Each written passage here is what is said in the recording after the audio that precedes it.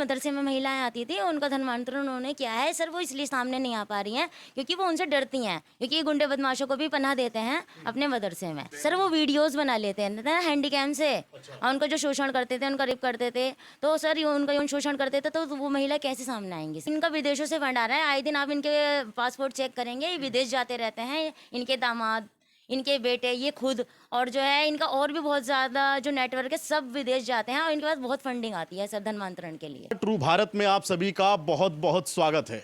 इस वक्त मेरी मौजूदगी मेरठ में है, लेकिन मामला मुजफ्फरनगर के फुलत मदरसे का है, जो मदरसा इसलिए बदनाम है कि वहाँ पे बड़े स्तर पर धर्मांतरण होता है। हिफ्जुर रहमान उस मदरसे का मौलाना है, उसका संचालन करता है, और उसके दोनों बेटे पर भी आरोप है कि उसके दोनों बेटे धर्मांतरण कराते हैं, नशीला पदार्थ वहाँ पे महिलाओं को देकर उनके साथ में कुकृत्य करते हैं और बाद में उनका वीडियो बनाकर उनका धर्मांतरण कराते हैं। हथियारों के जखीरों तक की बात आई है। आप देख सकते हैं कैमरे के फ्रेम में मेरे साथ में हिफ्जुर रहमान की पुत्र वधू हैं। इन्होंने कल मीडिया पे कई सारे खुलासे अपने ससुर के खिलाफ में किए थे, हिफ्जुर रहमान के खिलाफ में, अपने पति के खिलाफ में किए थे। कुछ सवाल आज मैं इनके पास में लेके आया हूं। ये बताइए, आपने मौलाना हिफ्जुर रहमान पे कई सारे आरोप लगाए हैं। आपका कहना है कि मतलब वो धर्मांतरण कराते हैं, बहुत सारी अवैध गतिविधियां होती हैं। क्या मामला है, थोड़ा ये बताइए, क्या क्या होता था वहाँ पे? सर वो मैं ये कहना चाहती हूँ, हिफ्जुर रहमान जो थे मेरे ससुर थे, और जो उनके जो सेकंड बेटे हैं जुनैद रहमान, उनसे मेरी शादी हुई थी। लेकिन उन्होंने मुझे 24 तारीख में साल 2024 में उन्होंने मुझे तलाक दे दिया था जी। लेकिन जो उनका जो मदरसा है सर, वो मदरसे की आड़ में वहाँ पढ़ाई कराने के बजाय धर्मांतरण कराया जाता है। वो बहका फुसलाकर औरतों को वहाँ पर लाया जाता है। जैसे जो उनके बेटे हैं जुनेद, उबैद, जुबैर, उनके 3 बेटे हैं, तो वो उनको वहाँ पर बहकाकर लाते हैं और उनको अपने मतलब पिता के पास लाते हैं, ताकि उनका नशीली दवाई दी जाती है। वहाँ दवाओं का भी कारोबार है सर। अच्छा। यूनानी दवाई जो होती हैं उनमें उनको नशीले पदार्थ मिलाकर दिए जाते हैं, ताकि उनका दिमाग थोड़ा अलग हो जाए। तो उनका उस तरीके से धर्मांतरण करते हैं। बाद में कहते हैं कि आप जो है मुस्लिम हो जाओ, मुस्लिम बन जाओ, हम आपके लिए कर देंगे, वो कर देंगे। लेकिन सर ऐसा कुछ नहीं है। लेकिन वो उनको बहकाकर मुसलमान बना देते हैं, और वो जो है डराकर धमकाकर, कहना चाह रही हूँ मैं सर। लेकिन सर गौ हत्या भी करते हैं सर। वो जब जब धर्मांतरण करते हैं मेरे ससुर, तो किसी भी शख्स का, तो वो गौ हत्या भी करते हैं। अच्छा। उसकी बलि भी देते हैं। अच्छा। सर मतलब कि जिस दिन वो धर्मांतरण कराते हैं, वो उस दिन वहाँ पे बलि देंगे खुशी में? जी जी जी सर, खुशी में बलि भी देते हैं सर। मतलब वो बलि दी जाएगी, वो माता की दी जाती है सर। आपने कभी देखा है? हाँ सर, मैंने देखा है सर। जो एक अब्दुल रहमान, अगर आप जानते हो, तो उनका भी उन्होंने धर्मांतरण कराया था। उनका जो कमरा था मेरे साथ वाला कमरा था। यहाँ तक कि आज भी इस डेट में उनके बीवी बच्चे वहीं पर मौजूद मिलेंगे आपको। अच्छा। हाँ जी सर। उसकी मृत्यु हो चुकी है। मुस्लिम महिला से करा दिया था। अच्छा। उसका धर्मांतरण करके उसका मुस्लिम महिला से विवाह करा दिया था। अच्छा, उसकी शादी करा दी। जी जी सर। अच्छा, ये बताइए, कभी आपने धर्मांतरण का मामला अपने सामने देखा कि मतलब महिलाओं को कौन वो करता था, उनको कौन मनाता था कि आप मदरसे तक चलो, मस्जिद तक चलो? सर ये मैं बता तो रही हूँ, उनके बेटे हैं, और ये सत्तार उर्फ बूरा मेरठ के हैं सर, और गफ्फार, ये दोनों भाई हैं, ये मेरठ से। मुजम्मिल इनके दामाद हैं, वो भी इस करते में शामिल हैं सर। अच्छा, तो जैसे आप अपने पति का विरोध करती थी, जुनैद उर रहमान का, तो पति क्या बोलता था?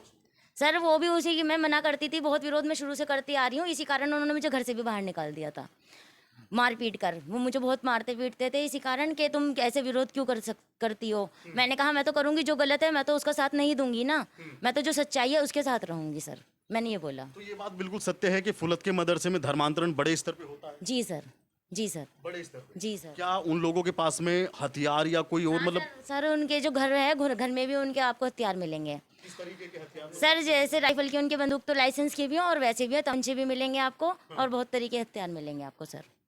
और सर एक जो घर के सामने ही उनका एक और घर है, उसमें उन्होंने तालाब पे कब्जा करके वो उस घर को बनाया हुआ है सर। और औरों को भी सर जमीनें दे दी, पैसे ले लिए उनसे सर। आप देख रही थी उस चीज? हाँ जी सर, जी मैंने खुद देखा है। तो आप इतने अपराधी लोगों में रह रही थी, तो क्या बीतती थी आप पे, कितना घबराती थी आप? सर मैं बहुत घबराती थी। मैं ये बात जो है शुरू से ही अपने फादर को बताती आ रही हूँ, अपने मम्मी पापा सबको बताती आ रही हूँ, अपने भाई को। लेकिन फिर सर ये कहते थे कि थोड़ा सहन कर लो, ससुराल मैनेज करो।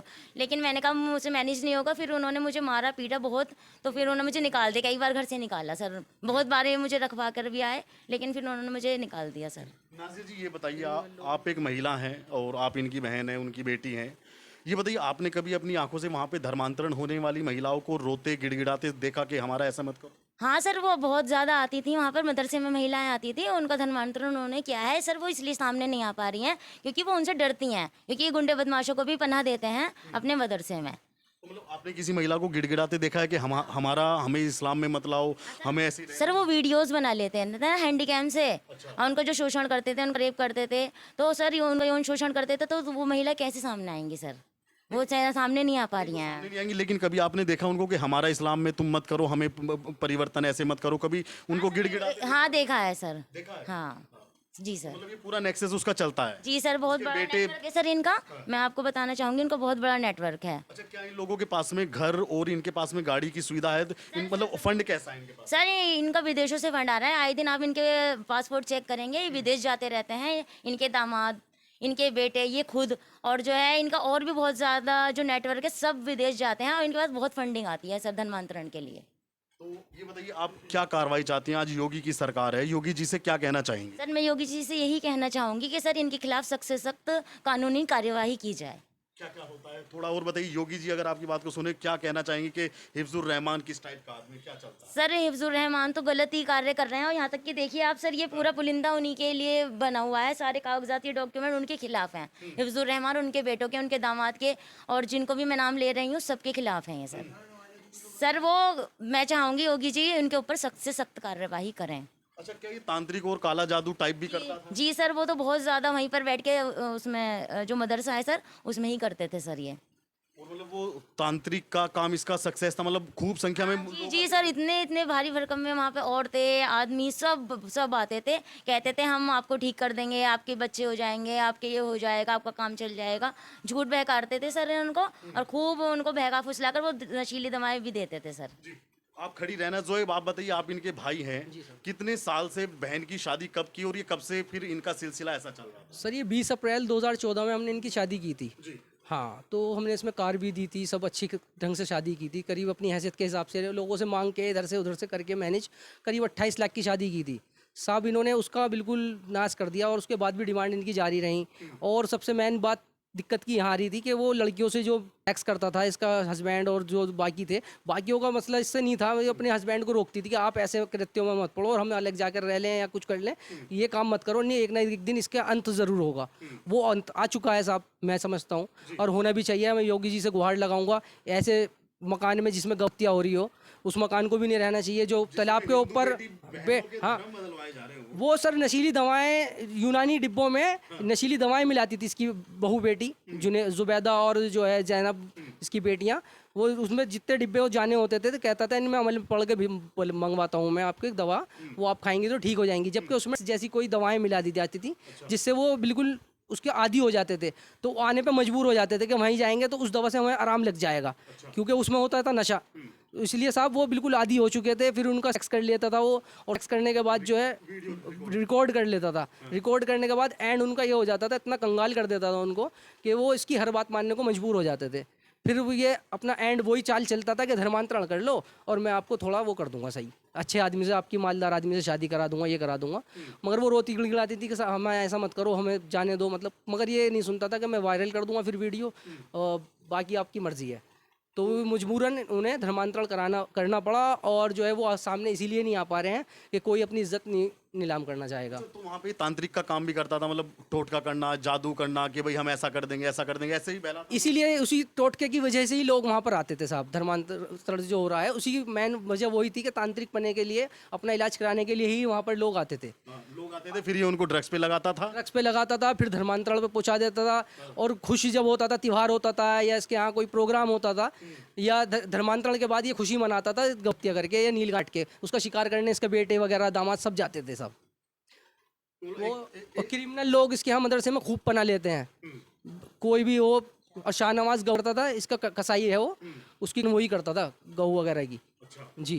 तो हिफ्जुर रहमान पे कभी आपने हथियार जैसे आप कभी रैंडम? सारे हथियारों का तो जखीरा है इसके पास बेहिसाब, खूब आते जाते रहते हैं, क्योंकि क्रिमिनल लोगों की हैं, वो अपने भी रखते हैं, ये अपने भी रख लेता है अपनी कि मैंने सुरक्षा के लिए रख रखे हैं, मेरे घर में कभी चोरी हो गई थी, ऐसा क्रिमिनल लोग आ गए थे, तो मैं अपनी सुरक्षा के लिए रखता हूँ। तो लाइसेंस के भी हथियार हैं और अवैध हथियार ज़्यादा हैं, मगर तले भी हैं।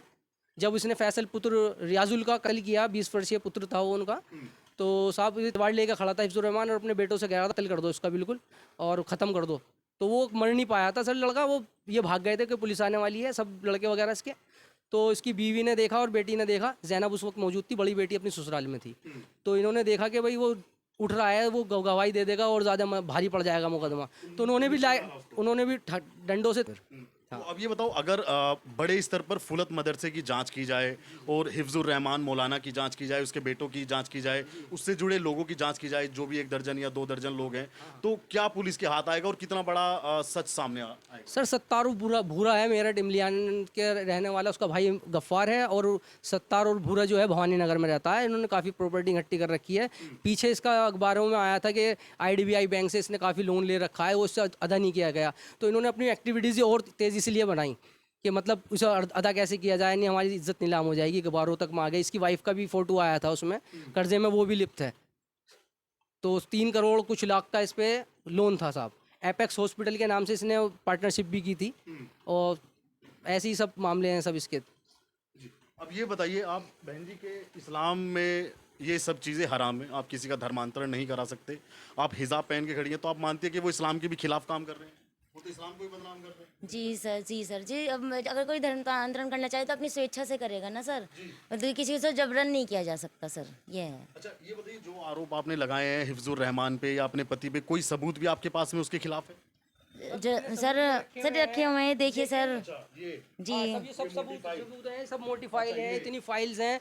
हमने काफ़ी मुकदमे किए हैं, इस पे 8 मुकदमे चल रहे थे हमारे खिलाफ से, FIR दर्ज हैं, चार्जशीट गई हुई है कोर्टों में, कोर्ट के द्वारा भी इस पे मुकदमे करे थे हमने, ये सब मौजूद हैं साहब। ये थाना रतनपुरी से 406 का है। थाना रतनपुरी ने जो है इससे पैसे खाकर 498 में पहले मुकदमा लिखा था, ये ताकि हमें फंसा दिया जाए उल्टा। धर्मांतरण का कोई ऐसा सबूत है या या पुलिस में पहले ही मामला दर्ज है? धर्मांतरण की मैंने पहले भी सर अखबार में निकलवाई थी, वो फोटो कॉपी मैं आपको दे दूंगा, उसकी अखबार की कटिंग, वो आप दिखा सकते हैं साहब। धर्मांतरण का भी मैंने इसको आरोप लगा रखा है पहले भी। दारुल उलूम रहमीनिया दारुल उलूम रहीमिया ग्राम फुलत। तो ये तो देवबंद से ताल्लुक है इस मदरसे का, सर वहीं से चलता है। अच्छा जी सर। वहीं से चलता है। तो ये बताओ, कभी वहाँ पे कोई खाली यही मौलाना थे या मौलाना और भी आते? नहीं सर, मैं इन्हीं को ही जानती हूँ सर। अच्छा। हाँ। तो कभी जैसे आपने अपनी सास से या अपनी जेठानी से या अपनी पति की बहन उनंद से कभी कुछ बोला कि भाई ऐसे होता है, इसको बंद करवाओ, वो महिलाएं क्या बोलती थी? नहीं सर, वो तो खुद ही इनमें शामिल हैं, वो क्यों बोलेंगे। मैंने तो बोला उन्हें कितनी बार विरोध किया, तो इसलिए वो मुझे पिटवाते भी थे मेरे पति से, वो खुद भी मुझे मारा, मेरे ससुर ने भी मुझे मारा। मेरठ की नाजिया रहने वाली हैं, जिनका मुजफ्फरनगर के फुलत मदरसे के मेन हिफ्जुर रहमान जो मौलाना है, उनके घर में इनकी शादी हुई थी, लेकिन शादी के तुरंत बाद ही इनको परेशान करना, और जब ये उस गलत कार्य का विरोध करती थी तो इनको दबाना, इनको मारना पीटना, इनके परिवार को प्रताड़ित करना, ये सारी, इनका अब उस परिवार से कोई मतलब नहीं है। लेकिन अब ये खुल के सामने है और कई सारी मौलाना के खिलाफ में इनके पास में सबूत हैं। अपने पति के खिलाफ में, जो पूर्व में पति थे जुनैद उर रहमान, उनके खिलाफ में इनके पास में कई सारे सबूत हैं, और पुलिस को भी उसकी गहनता से जांच करनी चाहिए कि आखिरकार मदरसे में इतने लंबे समय से धर्मांतरण का मामला चल रहा है, पुलिस की नाक के नीचे पुलिस का क्या काम था और पुलिस ने क्या काम किया, और जो अब जो ये बात सामने आ रही है कि वहाँ पे धर्मांतरण किया जाता है, हथियारों का जखीरा है, फंडिंग बहुत मोटी है, इन बातों पर भी पुलिस को हर पहलू पर गौर करनी चाहिए, जाँच करनी चाहिए, और उसके बाद में उस मदरसे को भी सील करना चाहिए। और उन लोगों के खिलाफ भी जो पहले मुकदमे, जैसे बहन जी ने बताया कि उसके खिलाफ में फैजल की हत्या का मुकदमा होना चाहिए था, लेकिन उससे भी वो बच गया, और कई सारे मामले थे लेकिन वो बचता आ रहा था। तो ये सारे मामले खुलने चाहिए और उस आरोपी के खिलाफ सख्त से सख्त कार्रवाई होनी चाहिए। इस वीडियो को लेकर आपका क्या कहना है ज़रूर बताइएगा, और चैनल पर पहली बार आए तो चैनल को सब्सक्राइब कीजिएगा। धन्यवाद।